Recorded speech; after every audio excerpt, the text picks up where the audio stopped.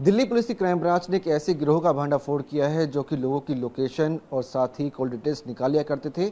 आखिरकार ये गिरोह कैसे काम करता है, इसी में बातचीत करने के लिए हमारे साथ मौजूद है एडिशनल कमिश्नर संजय भाटिया जी। सीधे बातचीत करते हैं।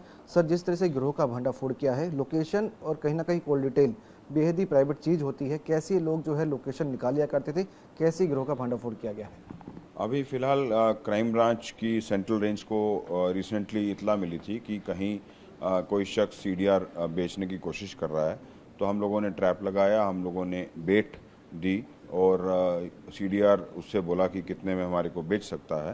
तो बातचीत के बाद उससे बार्गेनिंग के बाद वो मान गया और जब वो माना और उससे हमने चेक करवाया तो वाकई में उसने एक सीडीआर निकलवाया था। तो हमने उसको ट्रैप करके अरेस्ट कर लिया है। इसका नाम तरुण विंसेंट डैनियल है।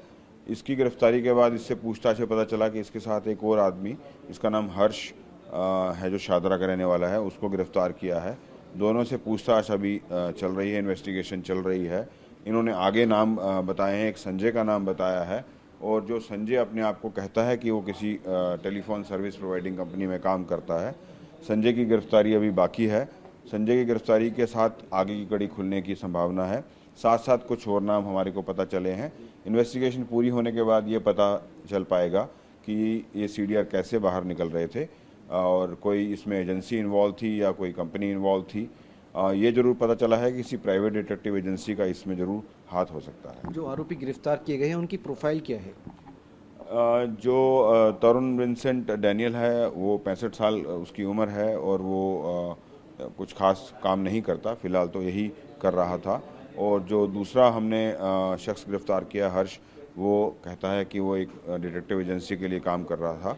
तो उसको हमें वेरीफाई करना अभी बाकी है। इन्वेस्टिगेशन चल रही है और बाकी और अरेस्ट होने के बाद जैसे ही हम लोगों को पूछताछ करेंगे तो आगे की चेन खुलेगी और हम आगे बता पाएंगे। अब तक की जांच में क्या निकल के सामने है? कितने लोगों की ये लोग सीडीआर निकाल चुके हैं और साथ ही लोकेशन निकाल चुके हैं? इसके अलावा कितने पैसों में ये सीडीआर लोकेशन बेचा करते थे? ये तकरीबन 25 से 50 हज़ार के बीच में एक सीडीआर का डेटा बेचते थे और जो अभी तक बातचीत हुई है तो 80 से 100 तक का इन लोगों ने बताया है। बाकी हम लोग पूछताछ कर रहे हैं और ये चेक कर रहे हैं कि कहाँ कहाँ से इस तरह से सीडीआर निकले हैं। थोड़ा प्रोसेस लंबा है।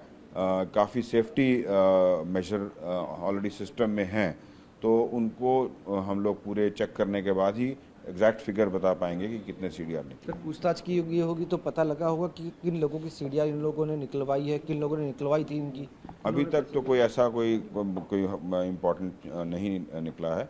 नॉर्मल ही निकले हैं, जैसे डिटेक्टिव एजेंसी जिस तरह की सर्विसेज ऑफर करते हैं। आप लोग जानते हैं कि किस तरह की डिटेक्टिव एजेंसीज सर्विसेज ऑफर करते हैं। मोस्टली मैट्रिमोनियल डिस्प्यूट की सर्विसेज होती हैं। अभी तक तो उसी तरफ ही इंडिकेशन जा रहा है। कंप्लीट इन्वेस्टिगेशन के बाद ही हम लोग आगे बता पाएंगे। इस मामले में और गिरफ्तारी संभव है? बिल्कुल, मैंने बताया, और गिरफ्तारी करेंगे और उसके बाद फिर आगे कड़ियाँ खोलेंगे और वेरीफाई करेंगे कि हम जो है एग्जैक्ट सोर्स क्या था इसमें। तो साफ है कि पुलिस पूरे मामले की जांच कर रही है और कहना है कि आने वाले समय में कुछ और गिरफ्तारियां भी संभव है। कमिश्नर रोहित के साथ विवेक शर्मा, टीवी 9 भारतवर्ष, दिल्ली।